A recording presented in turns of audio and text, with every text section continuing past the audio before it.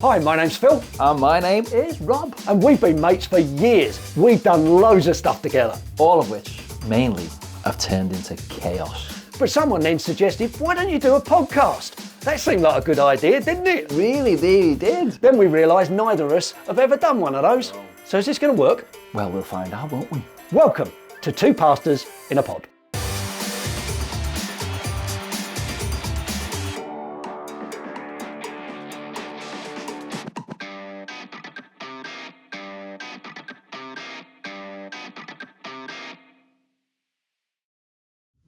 Who have we got today, Phil? Well, before we get to who we've got today, because it's great okay. You've got it scripted it's again. really important. It's really important that we at least know where we're going. Yeah. So, loyal listeners, me and Rob think that we're quite a diverse kind of podcast. So, who have we had from where so far? Well, we've had Scousers. Yeah, we've had and those. then we've had Scousers. We've had Cockneys. We had a Manc.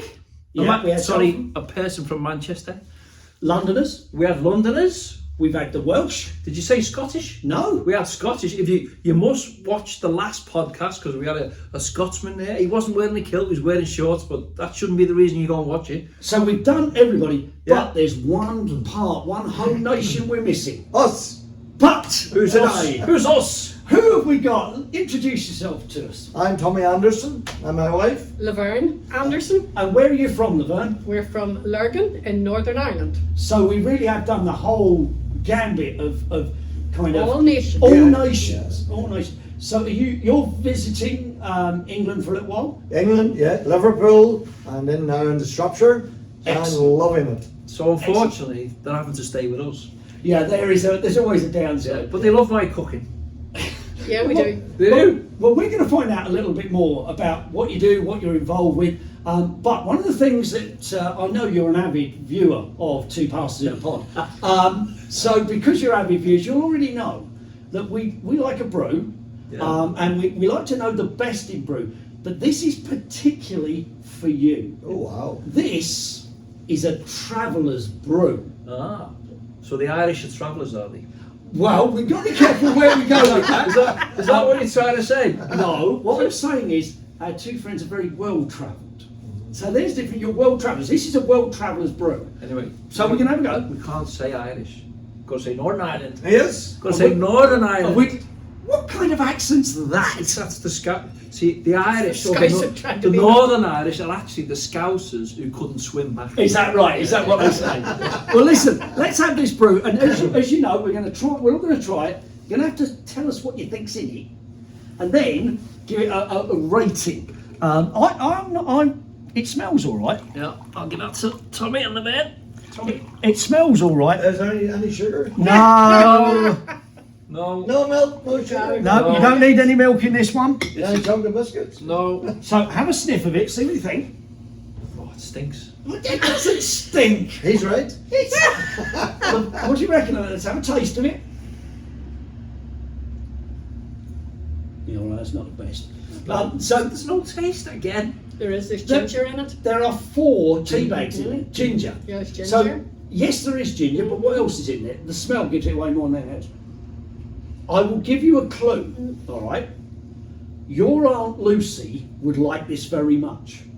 I ain't got an Aunt Lucy. I am going to have Lucy. Aunt Lucy. Where does Aunt Lucy figure? Who has got an Aunt Lucy? It'll give you a clue to whose tea this is.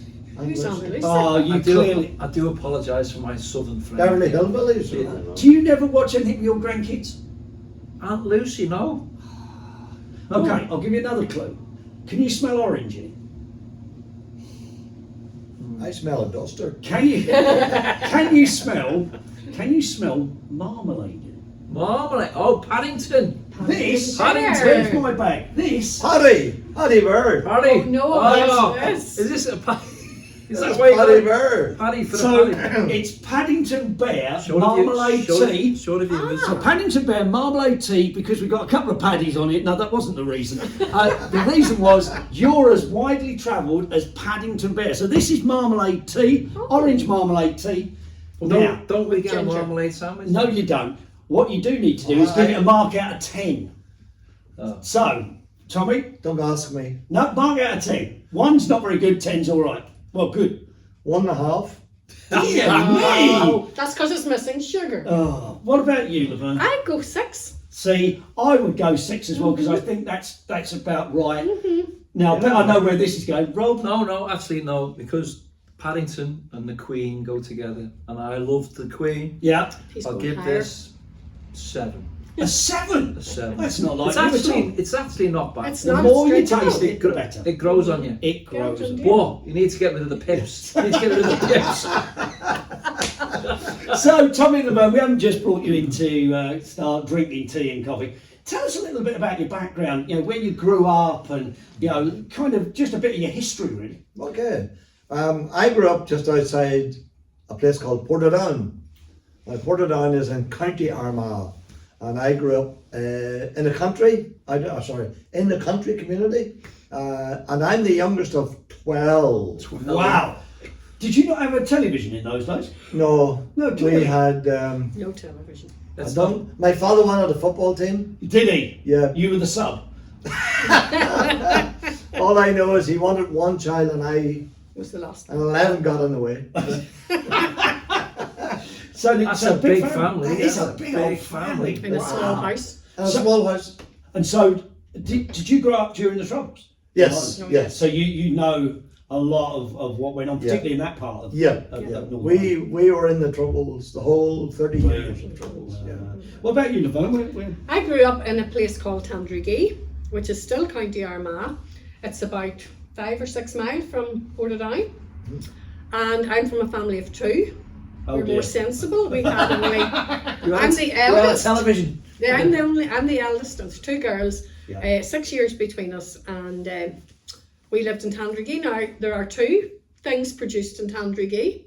You don't get one of them here. It's Tato crisps. Right. They were made Tato crisps. Tato. No, Tato's the Tato. brand. Tato. Tato. Tayato. It's the I brand. have had those actually. I have never Yeah, heard of yeah, that. they're Yeah, I lovely. You haven't lived. Tato haven't. crisps, and the other thing is White's porridge oats Yeah, are with made whites. in Tandrigee as We've got well. Scottish porridge oats. You see, we've got white. So, Scotch porridge oats in England. so the 2 Yeah. good things are Tato crisps, porridge oats, and me. So I was just saying, talking about good things. Yeah. How did you meet your wife? I'm not talking about you meeting him. How did you two meet? Wow. You see, I left school at 16 because I wanted to be an entrepreneur Oh. and I wanted to make money because I wanted to buy a car. I love cars, right? You love cars. He's got a Capri. He has. Ooh, nice. For those of you who don't know what a Capri is, It's it's an a island. beautiful car. Look it up online. Beautiful car. And if you can manage to see the end of that car when you're trying to drive it, that's always a good thing. That's right, because it's got a very, Very long long nose. So I worked for my brother in a butcher shop. So I started off as a butcher. And then, then this girl, next door there was a bakery. Okay. And Butchers so and this bakers. girl was a college student. And so she used to get off the bus around 4 o'clock and come and do a couple of hours in the bakery shop serving buns. So I frequented the bakery. So that's how we met. Excellent. There's a joke there. So Oh, there is. I'm not going to do that. So ultimately, that's it. Was it love at first sight? For me, Yeah. was it love at first sight? I don't know. I said no 3 times. It was all down. So did my I was wife. going to say it was all down to the buns, but I Oh, can't- no, let's not go there. So, She played hard to get. That was it. so how long have you been married? 46 years Wow. passed in June. 46 You years. lasted that long. Yeah, Well I have. I done, need a Laverne. medal. Well done. Now, the reason, the main reason we got you, although we could talk about all sorts of things, you know, over history and all sorts of things, is that you're involved with a charity, quite a significant charity. What is that charity? The charity is a missionary society called World Gospel Mission. Started way back in 1910. Wow.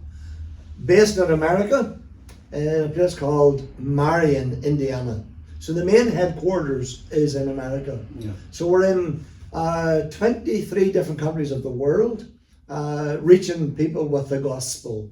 So we're a holistic mission. So we deal with the body, soul, and mind. So we would say we feed the hungry, dress the naked, and reach the soul with the gospel of Jesus. And what's your role in that, Laverne? What kind of... Currently, I am the secretary of the mission in the UK, and Tommy is the UK director. So, in addition to doing the office work, we also take teams to different mission fields. We've been to a few of the countries. We've been to Arizona, Uganda, Bolivia, Hungary, Ukraine, Kenya. So you really have world travelled. Yeah, we have. World travelled. So Yeah. just over the last 13 years, though, you were saying in church this morning, you were saying that you've got more involved in the work in Kenya. Do you want to just tell us a little bit about the work in Kenya? Okay, about 18 years ago, there was a couple who went on a work team from America who were very touched whenever they realised there were a lot of babies being abandoned and they weren't being rescued. And so they were dying in very, very sad situations.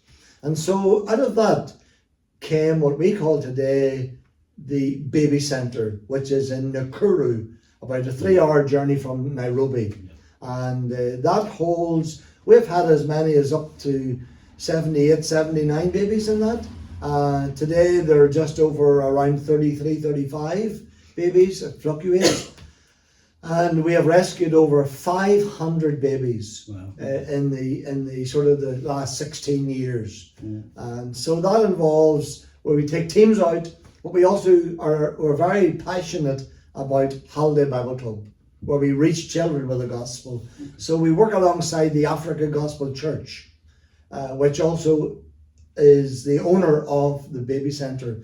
Even though our mission helped put it there, we hand everything over to the Africa Gospel Church. Well, that's interesting. I mean, you've been. I've been to Nakuru, but I've not been to the baby centre. But you've been to the baby centre itself, haven't you? Yeah, 2018. It's quite an eye opener because it's heartbreaking really to see the amount of children that are abandoned. And Laverne, can you just, I mean, without going into too much detail, but where are these babies coming from? How do they actually get to the centre?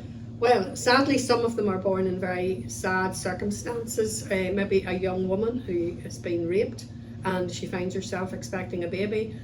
She doesn't want to bring shame on her family, and very often that baby is born wrapped in a blanket and left somewhere that they know someone will pick it up. Sometimes it's been as bad as down a toilet, where Africans call it a latrine, which can be quite a few feet down, and maybe someone hears a baby cry. And then some are just left outside the baby centre, or some are left at the police station and then found by a good Samaritan and brought to the police station, and then in turn brought to the baby centre. See, what I found when I was there, what struck me was the poverty. Yeah. You know, having not been to a third world type country before, I was my heart broke over the state of some of the kids, because we did a holiday Bible club, and these kids, they would walk, wouldn't they? The little kids would walk for miles to come to the holiday Bible club, and they'd have t-shirts with holes in. Many of them didn't have shoes in, and we were giving out sweets, weren't we? And it was almost as if they'd never seen a sweet. And we gave pencils out at the end of the holiday Bible club, and it was like giving them a gold bar. It was humbling to see kids happy with nothing. Yeah, and that's going to be part of our discussion. Can I just draw you back? So you work for a mission society. Are you missionaries? Yes.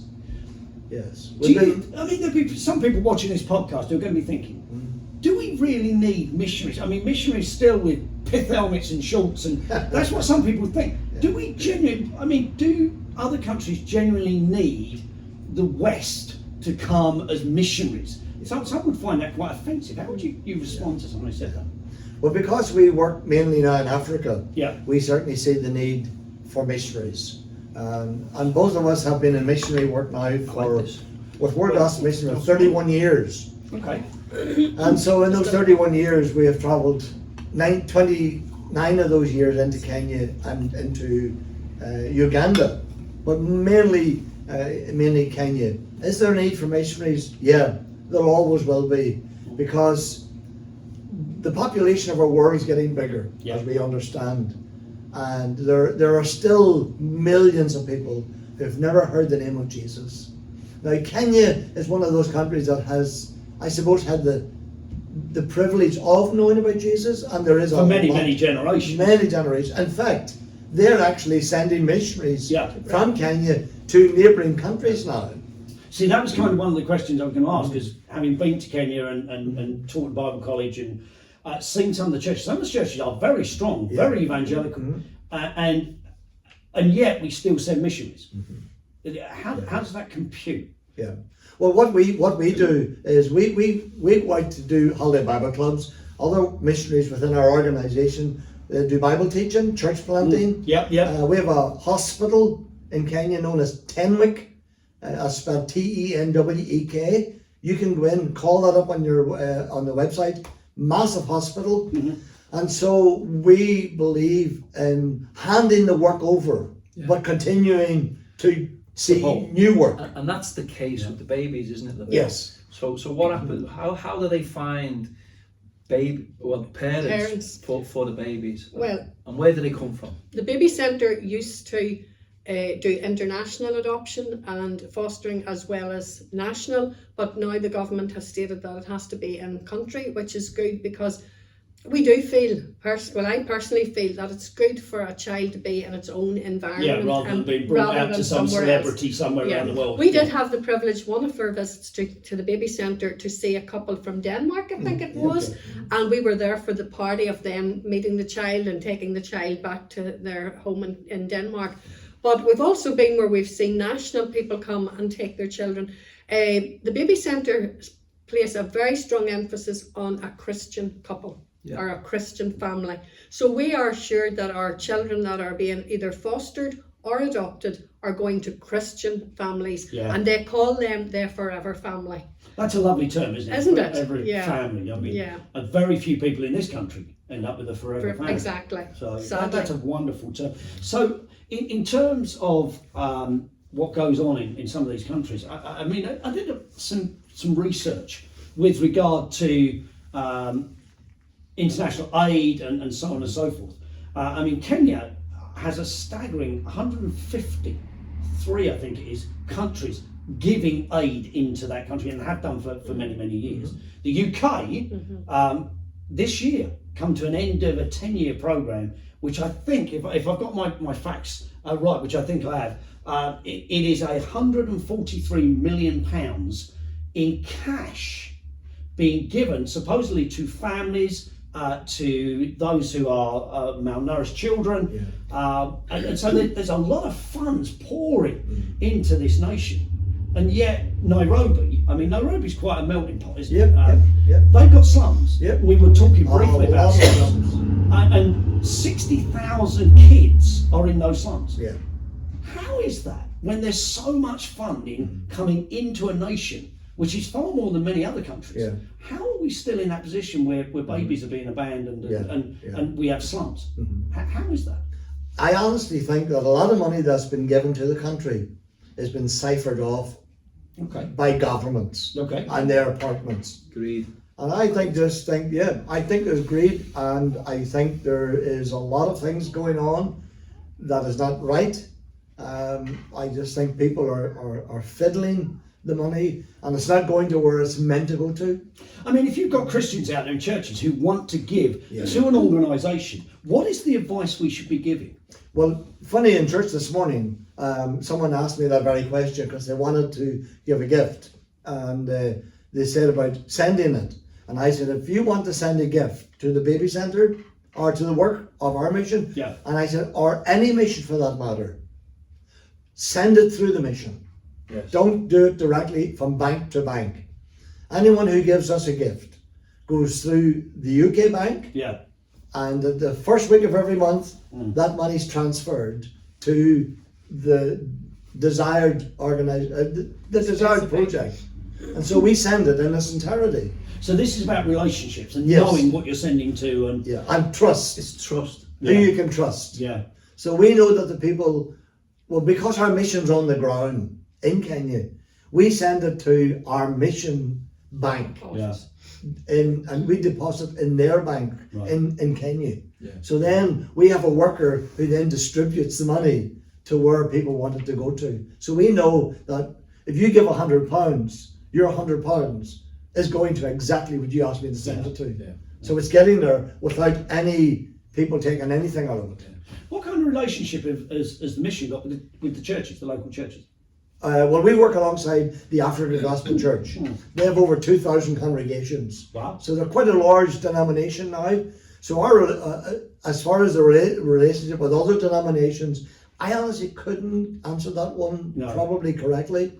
But I know that if it's evangelical, we work alongside evangelical churches. So they're Bible-believing churches. Oh, I 100%. mean, does that make a difference, Laverne, if you've got that connection with the church? Absolutely, yes, it does. And what's the benefit of that? And because we know the church and we know the leaders of the church, then we have built up, as Tommy says, it's trust. We've built up a trust, and they, like for example, if we get a gift and somebody says we would like to help a really needy family in a church, then because we know the leaders of the church, we can say, well, is there a family that you know that really, like we recently had the privilege of, I think just prior to COVID, we re-roofed a home of a couple because there was holes in their roofs, the children were small, and if the rain came, they were flooded.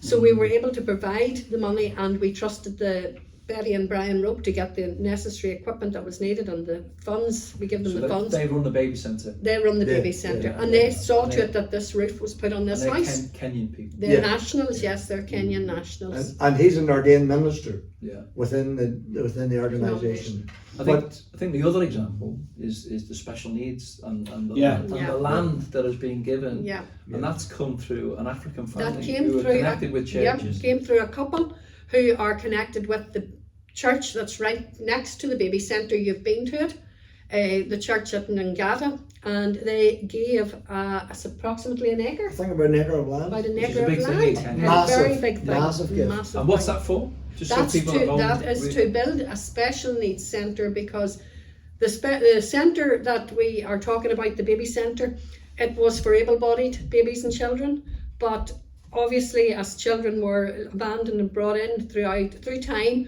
we have one little girl who's been there since the very start. I think she's maybe 14 or 15 now, spina bifida, cerebral palsy, can't walk, very inactive, doesn't talk. And this home is for people like her, that they can die with dignity, they can live with dignity, they can die with dignity, and this is their home. Because sadly, it's very difficult to get them adopted into families. Yes, impossible. There seems to be a taboo where children who are not able-bodied, families don't want them. So that's a great way.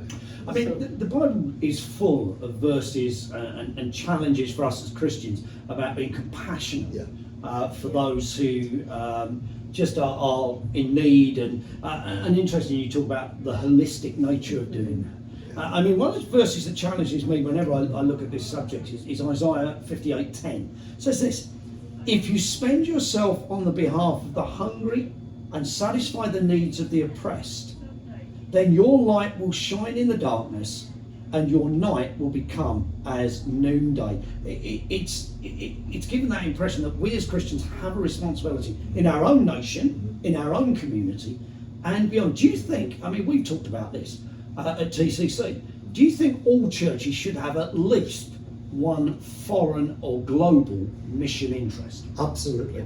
Why?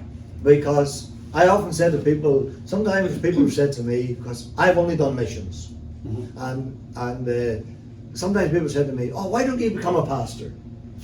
Or why don't you become a reverend?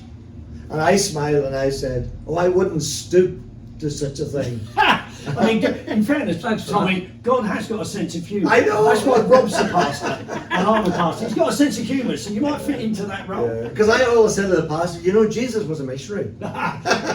You He died for a church, but he never was a pastor in the church. He was a missionary. He went from village to village. So he pastored his disciples. Yeah. We'll stick with that. He did.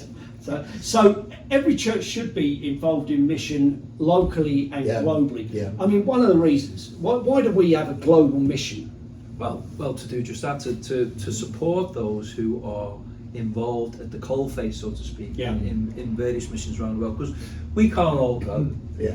but you guys and other people can go, so we try to support them financially. We're also endeavouring to send teams out. You know, we're looking to send a team out at our church, and I know you take teams from the UK all the time over there, so we can support it that way. But we should be behind what's happening out in the world. And often when you take a team on short-term mission, they come back with a very different perspective. Absolutely. And a very different walk with the Lord. Yeah, because in my experience as a pastor, one of the problems with a lot of local churches is they either have all their eggs in one basket in their community, or they do the reverse. One of the churches that I pastored had, it was a very small congregation with nearly 20 global mission societies and nothing in the community. And there has to You be a need balance both. between the two. Absolutely. Yeah. Because someone says if you don't evangelize at home, you're not going to evangelize overseas. That's true. I mean, Because your heart should be in home. and there's no doubt you come back changed from any mission trip that I've had the privilege of doing. You come back very different. Yeah. Very, very As I changed. said before, I came back really humbled by the lack of stuff that other nations have, and particularly Kenya. And it did humble me. It made me think about my stuff and do it. And I came back and I thought, we need to take practically every teenager here in the UK out to a country like that to show them you don't need the Xbox, you don't need this, you don't need that. You don't need the latest other. iPhone. You don't. So this isn't mission these days. Yeah. Is not so much here we are coming to do something that this country can't do. Yeah. This is us coming out to assist that country Yeah. and to assist us in bringing folk back with a different worldview. The words of Jesus, love your neighbour as yourself. So our neighbour is global. Yeah. And we're to love them as ourselves. So where we provide for ourselves, we should be providing for those with a lot less than ourselves. That's clear in the Bible, isn't it? And that Have should start compassion in on church people. circles, shouldn't it? Yeah. This is church family we're talking about. Yeah. You know, They are. It's a you global start family. from church and then you work out from it. It's a global family. So if there was someone watching the podcast right now and they were thinking, oh well, I'd love to get involved in some kind of global mission, and how do I do that? Where do I begin? How would you advise them? Well, probably a better question just before you answer that is how did it happen for you? Oh yeah, that's a great question. Yeah.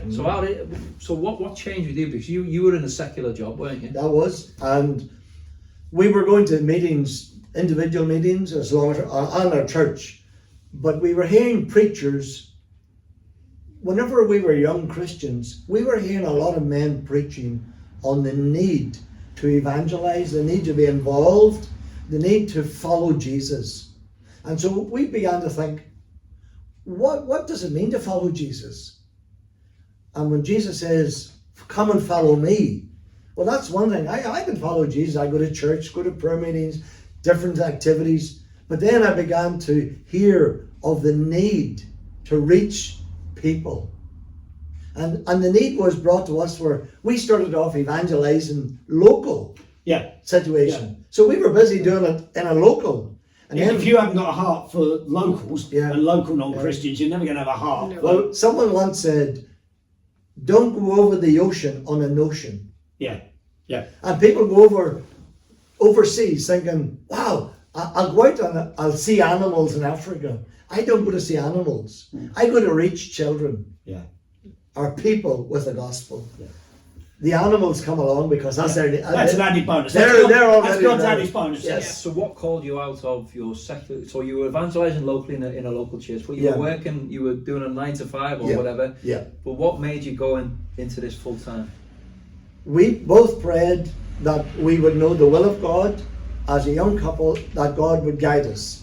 And one morning, I've been reading different portions and I've been writing verses down that I felt God had spoke to me with. And then one morning I got up and I said, Lord, if you want me to go to Bible school, if you want me to be an evangelist, then show me. And that morning my reading was Ezekiel 33. I didn't know what Ezekiel 33 was. I was only saved Short time. a year, 15 months. So I read Ezekiel 33 and all I read was, I have set you as a watchman. Yeah. Blow the trumpet. And if you warn not the people, their blood's on your hands. And I go, wow, I need to do something. I need to do something here. Because this isn't play games. This is real. And I'm assuming that you both had that sense of this has got to be. I was a bit later, slightly Yeah. later, because my desire was to be married, have a family, and Bible college was definitely the last thing in my mind. Yeah. But I knew, as Tommy's wife, if God was calling him, then I needed to be going along with him. You wouldn't have pursued that without Laverne being on board. It never was in our thinking. We always assumed Yeah. we were both. Just shortly after that, God spoke to me Yeah. through a verse in Proverbs 24 and 27. Prepare thy work without, and make it fit for thyself in the field, and afterwards build thine house. Wow. And that was as clear could be. Yeah. So after that, it was just all, the ball was rolling, and very quickly later that year we found ourselves in Bible college, and God provided. So you've started to answer the question that I asked for Rob's question, which was, if someone's watching, how do I do it? It sounds to me like you need to start loving at home first. Absolutely. You know, love the church, get working in the church, roll your sleeves up, and then look at your community. And then, I mean, what about talking to church leaders? You know, should folk be coming and seeing their pastor or their elders or whoever leads? Absolutely. As you said earlier on, every church should really be involved in global mission. So there should be someone in the church, I guess, responsible for pulling that together. So we've got a guy in our church who's responsible for that. So we need to be speaking to these people. We need to be praying with these people, and we need to be searching people's hearts, having the conversations to see if they're ready for that. So you can't, as Tommy said, you can't just go on a whim. And as church leaders, we would want to see you involved. Absolutely. If we're going to send you overseas on mission, we'd like to see you consistent at church, consistent involved. That's one of the things we would ask if someone came to us about mission work. We say, well, what's your work in your local church? If it's nothing, we'd say, you need to get involved. See, I always say to people, God calls busy people. He doesn't call lazy people. So if you're not working in the church, you're not going to work overseas. So, and when God called the disciples, they were working at their nets. They were doing their job. They were at their job. So he called those. He didn't call the two guys sitting eating ice cream in the summer seat. Not that there's anything wrong with eating ice cream. I just thought I'd mention that. I just thought because there's ice cream behind us here. Right. So believe it or not, we're coming to the end. We could talk to you two for another hour, but we can't so do that. quick, hasn't it? It has flown past. Thank you so much. Thank you. We'll continue to pray. Keep us in touch with what happens with the baby centre. Thanks for watching. Now, we always do this. It never works. So if you want to keep up with all the two pastors in a pod, you can do that easily. Where can that be found, Rob? On the internet. Spotify, YouTube, all your usual Apple social media places. And what we'll do on this one actually we'll have to have a word with Nathan. We'll post a link to the World Gospel Mission, and also we'll put some information about the baby centre in Kenya. So if you want to get involved and support that, then you can. Brilliant. It's been great you've joined us. Keep in touch. Email us in. Thanks for joining us. So hang on. Well, what is a traditional way you say goodbye in Northern Ireland? See ya. See ya. See ya. See ya.